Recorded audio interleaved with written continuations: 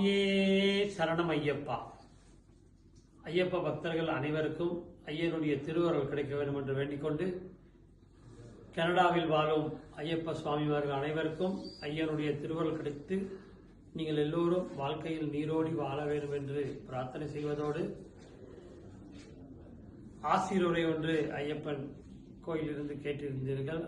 ஆசீர்வரை பண்ணும் அளவுக்கு ஐயன் பெரிய ஆள் கிடையாது. இருந்தாலும் ஐயனுடைய திருவருள் உங்களுக்கு கிடைத்தா அதே பெரிய விஷயம்.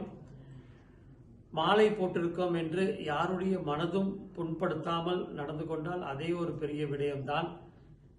உலகம் வாழும் அனைத்து மக்களும், அனைத்து மாலை போட்ட சுவாமிமார்கள், அனைத்து மக்கள் எல்லோருக்கும் ஐயனுடைய திருவருள் கிடைக்க வேண்டும் என்று வேண்டிக்கொண்டு, சபரிமலை ஐயப்ப சுவாமி எல்லோருக்கும் நல்ல ஒரு அருள் தருவார் என்று வேண்டிக்கொண்டு, சுவாமியே சரணம் ஐயப்பா.